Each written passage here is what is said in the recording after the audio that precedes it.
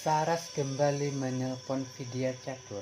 Vidya Catur mengatakan kepadanya bahwa gak perlu khawatir dengan Saras dan ia juga mengurus bisnis dari laptopnya dan juga dia. Laksminandan tersenyum, cuma terguncang. Vidya Catur mengatakan kepadanya bahwa Saras akan merayakan Sangkranti tahun ini dan tahun depan ia harus datang untuk merayakan Sangkranti sebagai saudara. Guman mengatakan kepada Laksminandan bahwa Saras pergi ke Gujarat tanpa memberitahu kamu. Ini tidak terjadi sebelumnya. Laksminandan tertawa. Ia bilang, kau mengerti mengapa aku memilih Kumut untuk Saras. Ia akan mengubahnya. Guman mengatakan Kumut jauh lebih cerdas dari dirinya. Laksminandan mengatakan kesepakatan tanah hanyalah sebuah alasan. Saras pergi ke Ratnagiri untuk menemui Kumut. Laksminandan mengucapkan selamat kepada Guman dan pergi. Guman tersenyum jahat. Dia memberitahu Guman bahwa Sangkrati Saras ini akan bersama Kumut. Adegan pergeseran ke rumah Kumut. Semua orang di rumah bersiap untuk Sangkranti dan Kumut melihat Saras dan Saras melihat Kumut dan Kumut tersenyum malu-malu. Badima datang ke sana dan mengatakan bahwa kamu mendapatkan apa yang kamu cari. Kumut bilang, aku tidak mencari apapun Badima. Mengatakan padanya, apakah kamu ingin berterima kasih padanya? Namun, ia tidak pantas mendapatkannya. Ingat ini, persiapan Sangkranti sedang berlangsung. Saras bertanya, apakah kamu merasa sakit? Vidya Catur mengatakan tidak. Ia meminta pabriknya yang terbakar. Saras mengatakan kepadanya bahwa ia akan memperbaiki dan tidak akan ada kerusakan. Vidya Catur berterima kasih padanya. Kumut menatapnya dari jauh. Kumari bertanya pada Saras, jika kamu menyukai warna apapun, maka beritahu aku. Saya akan meminta Bibi untuk memakai gaun warna itu.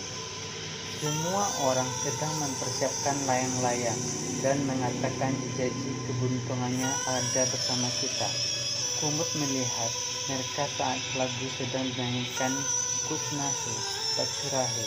Air datang dari jendela, layang-layang di udara dan Saras dan Kumut mencoba menangkapnya. Saras memegang tangan Kumut secara keliru dan Kumut merasa malu dan Saras tersenyum ringan. Sementara lagu yang masih diputar di TV, Saras tersenyum.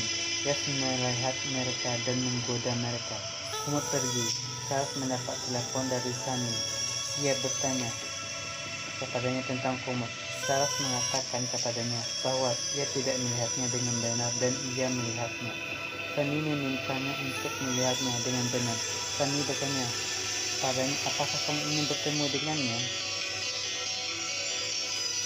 Saras bilang iya. Sani mengatakannya, apa yang akan kamu lakukan setelah bertemu dengannya? Saras bilang tidak tahu.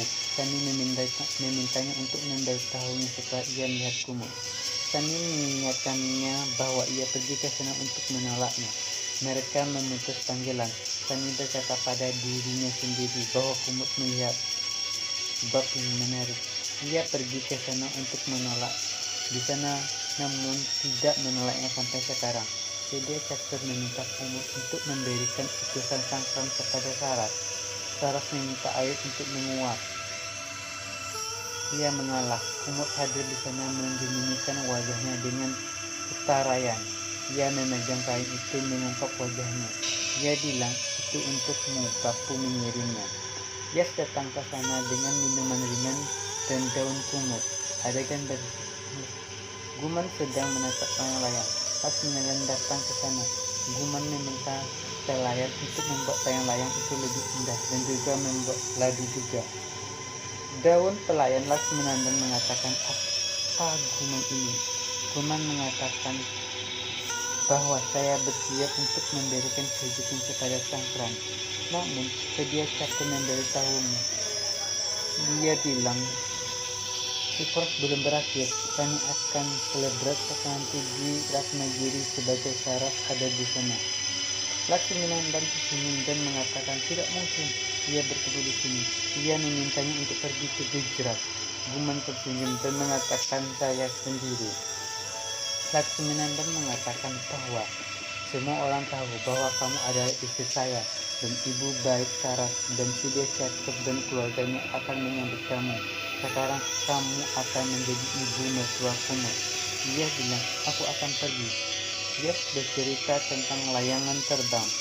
Mami bertanya kepada Saras, apakah kamu tahu cara menerbangkannya? Kumut bercanda bahwa ia bahkan tidak bisa memegang layangannya itu. Mami bilang, kamu adalah putra Gujarati, namun kamu tidak tahu cara menerbangkan layangan. Saras bilang, kalau ada yang mengajari saya, maka saya akan belajar. Kumari menyarankan pasangan akan melakukan layang terbang. Vidya catur pasang Kumut dengan Saras. Saras berpikir, sekarang aku akan melihat bagaimana kamu menyembunyikan wajahmu.